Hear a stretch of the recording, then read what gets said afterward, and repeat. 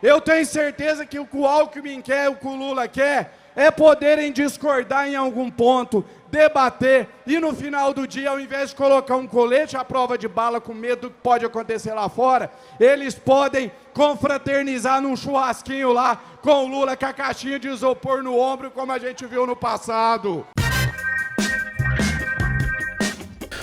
Seus mal diagramados, Bolsonaro vai inaugurar a série de entrevistas do Jornal Nacional neste ano em presença agendada para ocorrer na noite desta segunda-feira, 22 de agosto. Em 2018, a participação do então candidato pelo PSL foi um verdadeiro compilado de mentiras de Zap Zap e uma exposição da cartilha de fake news de autoria do Carluxo em pleno horário nobre da TV Globo. Vale a pena recordar o que aconteceu naquele fatídico dia. O futuro presidente do Brasil aproveitou o espaço para espalhar pânico moral se baseando em mamadeira de piroca eleitoreira. Durante a entrevista, Jair mostrou o livro que ele insinuou ser uma cartilha que seria distribuída para combater a homofobia e que também é conhecida como kit gay, segundo o próprio Jair. A apresentação do material por si só já quebrava as regras da entrevista, que vetava a apresentação de livros e documentos no ar. Mas apesar disso, o acordo não foi respeitado,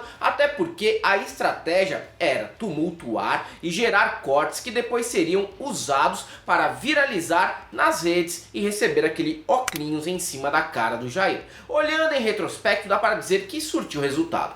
Só não acredito que a mesma abordagem teria tanta força agora. Ser manipulado por esse tipo de mentira ordinária é um luxo que o cidadão pendurado em empréstimo consignado e devendo até no depósito de material de construção do bairro não pode mais ter. Bolsonaro também fez uma das primeiras menções a casamento hétero com o Paulo Guedes naquela ocasião. Ao ser perguntado por William Bonner sobre as chances da união entre os dois durar, Jair traçou um paralelo sobre os próprios casamentos fracassados e tratou de recordar que o âncora do Jornal Nacional havia sido trocado há muito pouco tempo pelo deputado federal Fátimo Bernardes. A fala foi exatamente essa, abre aspas. Bonner, quando nós nos casamos, eu com a minha esposa, você com a sua, claro, né? O Bolsonaro jamais casaria com a Fátima Bernardes.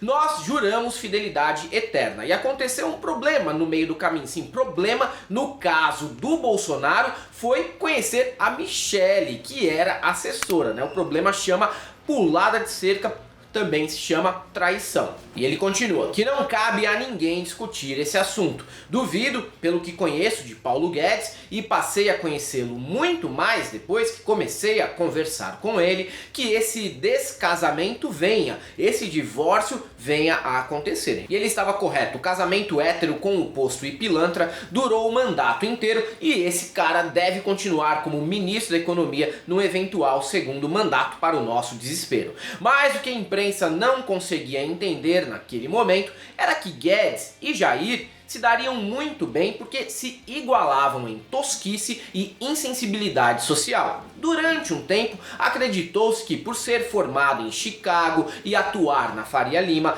Guedes seria mais educado e elegante que um ex-capitão semi-alfabetizado. Resultado da história, o ministro mostrou ser até mais inepto que o próprio presidente em diversas ocasiões, conseguindo inclusive comprar uma treta completamente desnecessária com a França ao comentar a aparência da primeira-dama daquele país. A parte positiva dessa entrevista, no entanto, ficou para o final, quando o candidato foi questionado a respeito da ditadura. Bolsonaro sacou a intenção da Globo ao tentar vincular a figura dele com o autoritarismo militar. Mas Jair trucou e comentou que a posição dele sobre o tema era a mesma do fundador da emissora, Roberto Marinho, que foi um grande apoiador do regime. Sem graça, Bonner recordou que em 2013 a Globo já havia revisto o posicionamento e assumido que o apoio foi um erro, o que demorou aí uns 30 anos a mais do que o indicado, porém antes tarde do que mais tarde.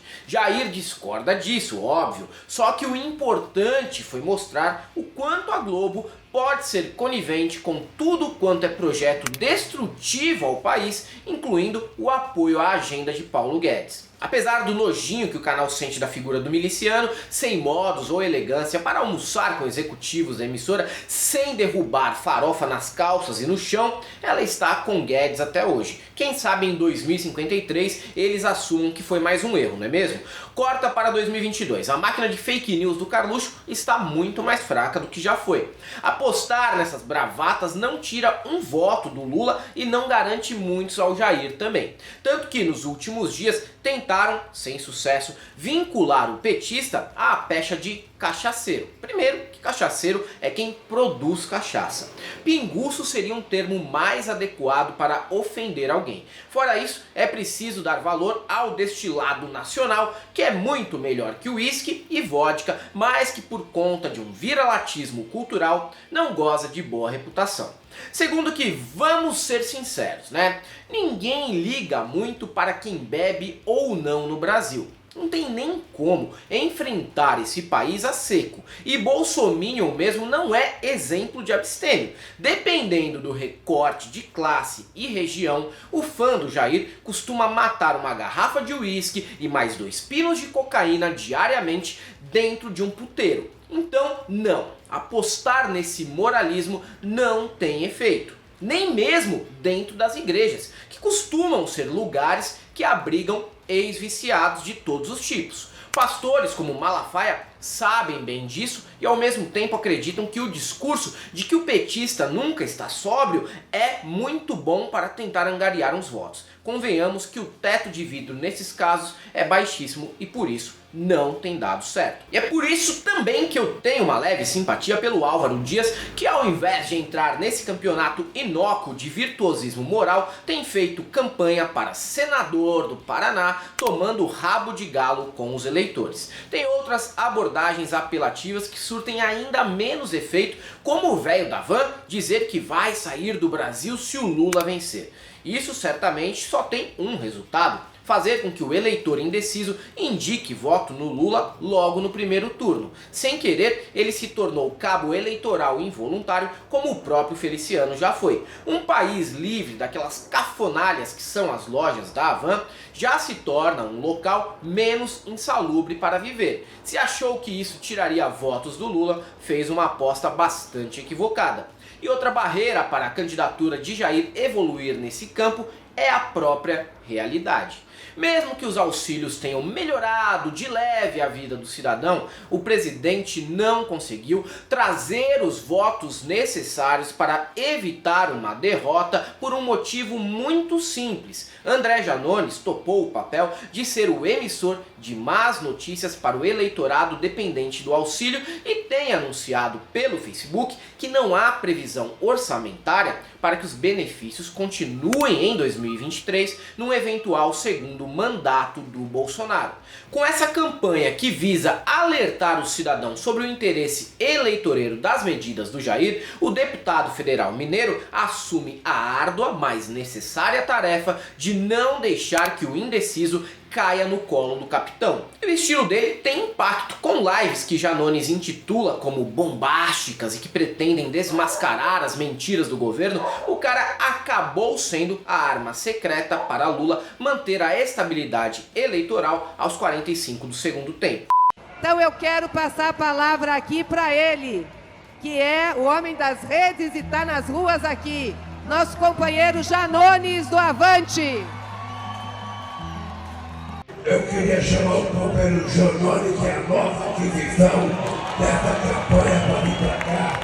Não que Lula deixaria de vencer sem Janones na campanha, mas a adesão dele à candidatura petista tem sido fator importante para combater a força que o Jair tinha no ambiente digital desde 2018, a ponto de fazer com que o eleitor acreditasse até numa ridiculice histérica como mamadeira de piroca. Por essas e outras, a entrevista para o Jornal Nacional neste ano vai ser bem menos acolhedora e estratégica para o Carluxo criar narrativas para para o pai. E a esquerda tá podendo até jogar parada, porque a fome e o desemprego são os melhores argumentos contra as fake news do gabinete do ódio. É isso aí, galera. Para quem gosta do nosso canal, nós temos nosso apoio, seja membro Pix e Conta Jurídica, caso você queira e possa fazer uma colaboração. Além do YouTube, estamos presentes ainda no Twitter, no Facebook, no Instagram. Sigam a gente lá e temos também o nosso curso disponível no ICL, Instituto Conhecimento Liberta. E para todos aqueles que achavam que o Bolsonaro ia detonar no Jornal Nacional em 2022,